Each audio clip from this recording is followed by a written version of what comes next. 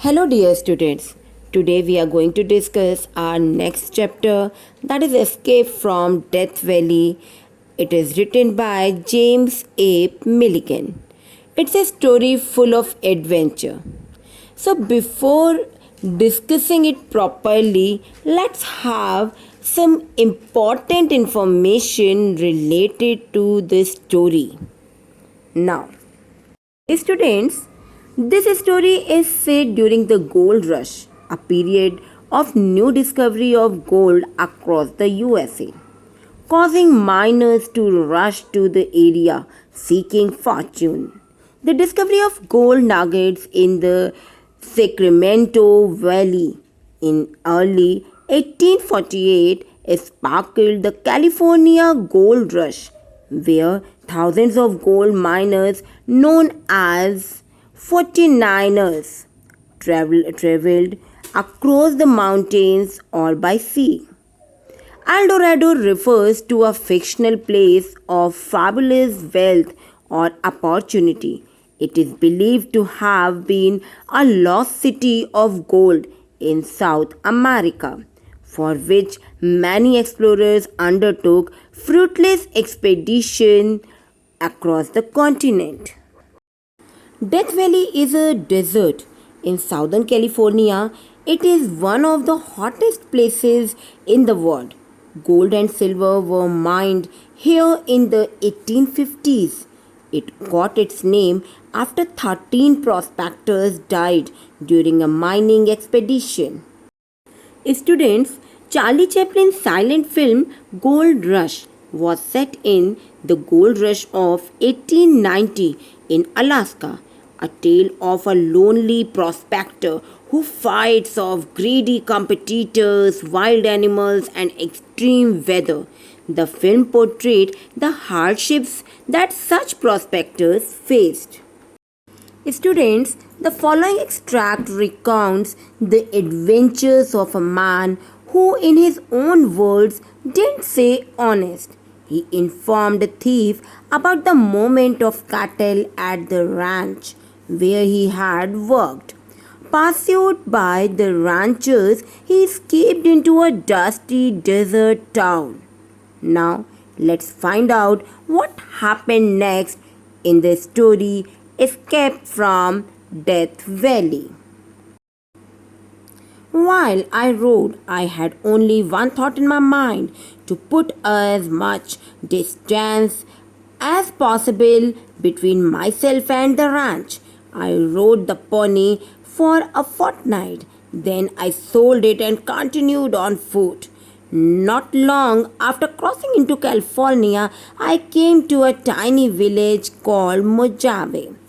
It had a god-forsaken place, but it had an inn. I had been trailing through the Mojave Desert, and it was the first inhabited place I had seen in a long time. So I was mighty pleased and decided to stay on for a few days. I had just sat down to eat at the inn when a big, tough looking man in a white sombrero sat down beside me, slapped his arm on the table, and said, "The meal's on me, stranger." "Suits me," I said, though I was surprised. He called for more food and we ate together. "Ever swung a pick?" he said. "Too often." "Ever worked with mule?" "Sure," I said, not so truthfully. "Like a job?" "How much?" "40 a week." "What's the job?" "Looking for gold in Death Valley." I had heard about Death Valley. So, at the starting of the story, we find that the narrator tried to escape himself from the ranchers. In this respect, he rode the pony for a fortnight, as he wanted to have distance from them as much as possible. After crossing California, he reached to a small village, Mojave. After traveling along, Mojave was the first inhabited place he had seen, so he decided to stay there for a few days. Now, while eating at the inn, he met a tough looking man in white sombrero who offered the narrator a job of looking for gold in Death Valley. The man asked to pay 40 coins a week for it. Although quite small, it was particularly easy to get lost in. The wind stirred up the sand and changed the whole aspect of the landscape in an hour or two, blotting out old landmarks and erecting new ones, burying new bones and uncovering old ones, bones of men who had lost their lives seeking gold. A man might strike an El Dorado on one trip and never be able to find his way back to it. It's no more than a mile or two from here, said the man, and listen, I have seen the gold myself. I could walk to it with my eyes shut. I had heard talk not unlike that before. If that's so, why not go alone? And why am I the lucky guy? You have got to understand the climate of Death Valley is so bad that the only safe thing to do is to go in for a couple of weeks only, then come out again. Besides, we have to carry all the water we need for us and the mules. Together, we can bring out double the quantity of gold at the end of the 2 weeks. In this passage, the narrator described the drastic condition of Death Valley. According to him, one can easily lost there, as in an hour or two the whole aspect of the Death Valley could be changed. It is dangerous for the lives of the people who visit Death Valley for seeking gold. But the man was very confident that he could see gold there even with his eyes shut. The narrator was confused that why the man chose him for the job. The man told that with his help they can bring out the gold double in 2 weeks safely. But I still don't see why you chose me. Well, because you blew into this inn at the right time and you looked like you could use some money. I don't think you are traveling for pleasure or for the good of your health. My old partner hasn't come and I can't wait any longer for him. Well, coming with me? I will come, I said. The man, whose name was Pate, got the mules and all the prospecting kit for the trip. We started off the next day. The valley didn't seem any worse than other parts of the Mojave Desert I had seen already. Low dunes, heat and sand swirls. We went ahead steadily for the whole day. Then Patty yanked his blanket off the mule and flung it on the sand. We camp here, he said. So, the man whose name was Patty told the narrator that his old partner has not come back for the trip to Death Valley and he couldn't wait for a long for the trip.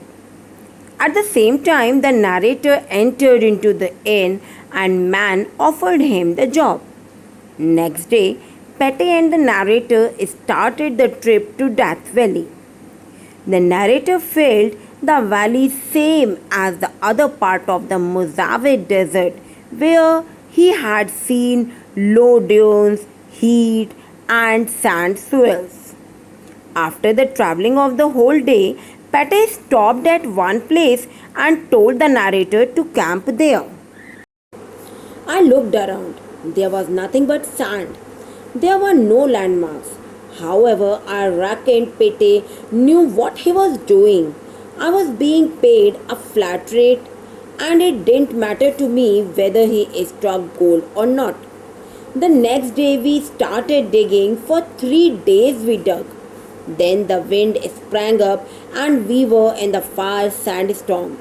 Within an hour, the big hole we had dug had completely filled in. During this storm, we could only lie inside our tent with the mule's teeth out. I felt like howling when we came out to find all our labor gone to waste. Pete didn't worry though. That's Death Valley for you, he said cheerfully. We will have to start all over again. And we did. We dug for another week until we had a hole twice the size of the first one. There was no sign of gold yet, but Pete was sure we had come upon it soon. By then, I was a bit worried about the way Pete stayed so cheerfully, no matter what.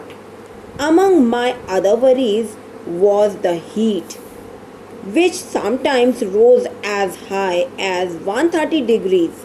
I broke out in boils, which itched horribly. Peter told me these abominations were the result of drinking the stale water we would have to bring from beyond the valley. The boils soon became a hunting ground for repulsive greenback lie, bigger than the common louse and twice as voracious. So, students, where the narrator and Pete camped, there was nothing except the sand. The narrator was not worried with all these things, as Pete promised him to pay in all the situations, whether they struck gold or not. From the next morning, they started digging. Continuously 3 days they dug, but a sudden far sandstorm wasted their all efforts. They saved themselves inside the tent during the storm.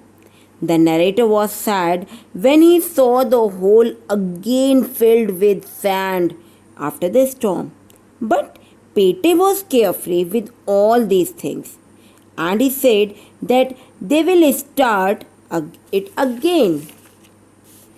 After a week, they were having the hole of double size than before, but still they were not having hope for the gold. The narrator was surprised that Pete was still happy with all. The narrator was also worried for the boils he was having due to the rise in temperature up to 130 degrees. The greenback lice were attracted with the boils. It was so painful for him. Pete informed that these abominations were because of drinking stale water there. Earlier, I had thought that the fortnight wasn't too long to stay in Death Valley. Now I began to wonder on the 11th day when the second sandstorm came. It almost finished me. I was chasing one of the mules which had strayed. I was about 200 yards from the camp when the wind started up. The mule was off like a shot, galloping away into the veils of flying sand. Letting the brute go, I started back to the camp. The sand was blowing up thicker and thicker. I couldn't see. There was only a thick blanket of drifting sand with myself in the middle of it, shut off and caught as securely as a fly in amber. I started walking towards where I thought the camp was, counting my pace carefully. It wouldn't do to go past. That would be fatal. 199, 200. Maybe it was just another 10 pace. Nothing. Another 10 pace. I was really frightened now. Still nothing but sand. sand under my feet, sand filling the air, sand in my eyes and mouth. So, the narrator earlier thought that the 15 days were not enough time to stay in Death Valley. But at the 11th day, he realized that his thinking was completely wrong when he faced second time the sandstorm. That time he was 200 yards away from the camp. The mule also galloped away in the waves of the flying sand. The storm grew thicker as he wasn't able to see anything clearly. The narrator's condition of being caught in the sandstorm is compared to that of a fly stuck in amber and unable to move. He started walking towards where he thought the camp was. He counted his steps that time, as no landmark was there. Due to fast storm, he was fearful for his life that time. I lost my head then. I ran round in circles, my head bent, half blinded, calling out to Pete. The sandstorm didn't stop for maybe 2 hours. By the time it was over, I was deafened and stunned. I looked about me in wonderment to find the air clear of sand. I could see the hot blue sky and the placid dunes all round me, but of the camp there was no sign. I realized that I was lost, and a new fear gripped me. My tongue was dry and hard with thirst. I walked till sundown and all through the night. In the morning, there was still nothing but the endless hillock of sand. I was in an agony of thirst by then. By noon, I could walk no farther. Twice I dropped in my tracks, and the second time I couldn't get up again. The next thing I remember is a tiny drop of water, sweeter and fresher than any nectar, on my parched tongue. Then another drop. I opened my eyes and saw a brown, bearded face looking down at me. I shouted, "Pete!" but it wasn't him. My dear students, here we can see that the narrator was in a fire sandstorm second time, and now he lost somewhere in the Death Valley. He started calling Pete, but all went into the vain. When sandstorm stopped after 2 hours, he was unable to hear and stunned. He was so much thirsty. Till next morning he walked in search of his camp, but nothing he got except endless hillocks of sand. By afternoon, due to extreme thirst, he dropped twice in the way and finally he fainted. He woke up when he realized a drop of water on his parched tongue. It strengthened him. With the second drop of water, he opened his eyes and saw a brown bearded man near him. He called Pete, but he wasn't there. "Take it easy, pal," said the stranger. I closed my eyes again. Maybe I fainted, maybe I slept. I awoke briefly to find myself lying in a bed. It was so soft and clean that I fell asleep again. When I woke again, I was back at the inn. An old prospector escaping Death Valley had found me and brought me along. I was lucky to get out alive, and so was the old man. He took me to the inn and left the town. He wanted to get as far away from Death Valley as he could. I'm not a fellow who's usually grateful, but I would like to have thanked that guy. I was out of bed in a couple of days and got a job at the inn. The first thing I thought about was Patty. I told the innkeeper that I would left my partner in the valley and suggested sending a search party for him. Pete, said the innkeeper. Was he a big guy with a wide sombrero and cataract in one eye? That's him. After some time of being fainted, when he woke up, he found himself in bed. When finally he woke up, he realized that he was back to the inn. He came to know that he was saved by an old prospector. He felt himself a lucky one to be saved. He wanted to thank the man who saved him, but he had already left the town. After 2 days, when he was well, he thought about Pete. He requested the innkeeper to send a search party for the help of Pete to the Death Valley. The innkeeper whistled. I wonder if you knew the company you were traveling in. Pete went into the valley once years ago and came out completely mad. He has been loony ever since and keeps going back, believing he knows where there's a heap of gold. Maybe his madness helps him, for he has the only man I know who ever comes out again regularly. A loony? I exclaimed. Is he dangerous? Not usually, but he gets murderous if anybody says he doesn't know where his pocket of gold is. So that's what was wrong with Pete. I thought he was odd. Do you think he will come out this time? I guess so.